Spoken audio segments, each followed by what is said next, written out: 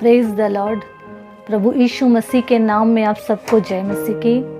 प्रियो, जब हम परमेश्वर के साथ चलना चाहते हैं, उसके राह में चलना, आगे बढ़ना चाहते हैं, वचन में आगे बढ़ना चाहते हैं, तो हमारे जीवन में कई ऐसी बातें जो हमको पीछे खींचना चाहती है, जिन बातों से हम भागना चाहते हैं। लेकिन एक बात याद रखिए, जिन बातों से हम भागते हैं या दूर रहना चाहते हैं, वही बातें हमारे आसपास ही महसूस होगी और बनी रहेगी।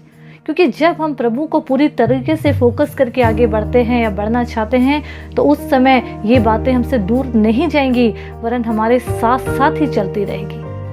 और संसार की बातें हमारे जीवन से दूर हो ही नहीं सकती। लेकिन इसी पे हमको सफलता प्राप्त करना है, जय पाना है। क्योंकि परमेश्वर का वचन, जिसे हम मत्ती रचित सुसमाचार उसका 13 अध्याय 30 पद में अगर हम देखेंगे, तो उसमें प्रभु यीशु मसीह ने खुद कहा है कि जंगली बीज और अच्छी बीज दोनों को साथ साथ बढ़ने दो। अगर बीच में ही कटनी छटनी शुरू किए तो नुकसान अच्छी बीज को भी हो जाएगा। पौलुस ने भी कहा है पहला कुरिन्थियों उसका 5 अध्याय 10 पद में कि ये सारी बातें हमारे जीवन में संसार की बनी रहेगी। क्योंकि अगर हम इन बातों से बचने की कोशिश करेंगे, तो हम इस संसार से हमें उठना पड़ेगा, इस संसार से हमको अलग हो जाना पड़ेगा। इसलिए कठिनाइयों को आने दीजिए, उसके साथ चलते रहिए, बढ़ते रहिए, प्रभु के कार्य को करते रहिए। प्रभु हमारे साथ साथ है। यशायाह उसका 48-17 पद में क्या लिखा है? यहोवा हमारा छुड़ाने वाला है। इन सब बातों से हमको आजाद करेंगे, अपने कार्य को आगे बढ़ाएंगे। प्रिय, हमको ये समझना है।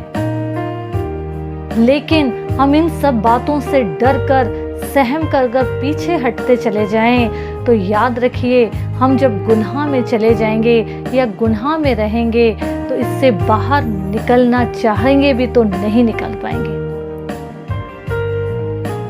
और जब हम अंधकार में होते हैं, तो हम ज्योति के पास आना नहीं चाहते।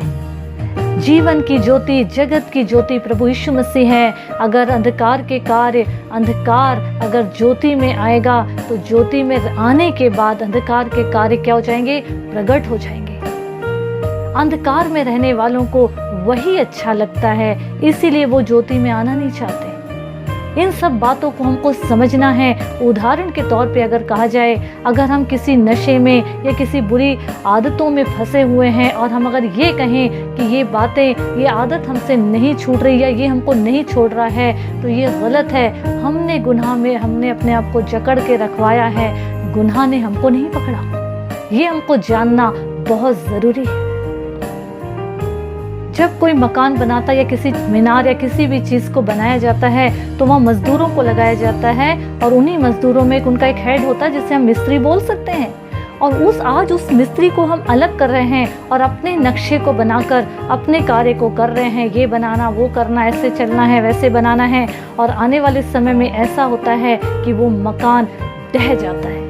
आज हमारी आत्मिक उन्नति की, आत्मिकता की क्या तैयारी है? सब चाहिए, ये पास्टर चाहिए, वो चाहिए, और हमको खुद नहीं मालूम कि हमको जाना कहाँ है। हमको ये समझना है कि हमको कौन सा हमारे लिए सही दिशा है, हमको सही मार्ग में लेके जाने वाला है कौन? हमारा परमेश्वर प्रभु यीशु मसीह के हाथों में अपने जीवन को सौंपना है।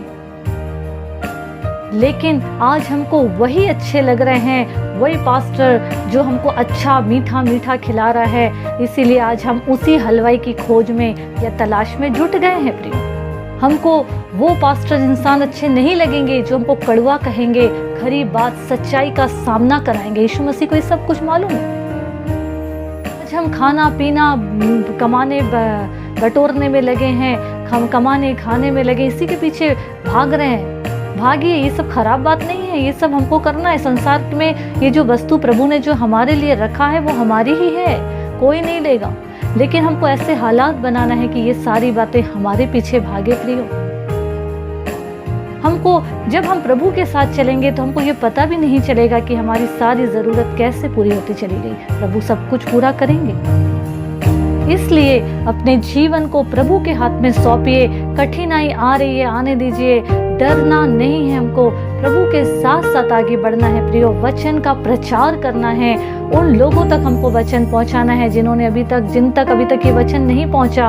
और प्रभु के राज की उन्नति और फैलाव के लिए हमको अपना समय देते रहना है और प्रभु के राज की फैलाव के लिए प्रभु के कार्य को करते हुए प्रभु के साथ साथ आगे बढ़ते जाना है। प्रभु इस वचन के पढ़े और सुने जाने पर हम सबों को आशीष दे।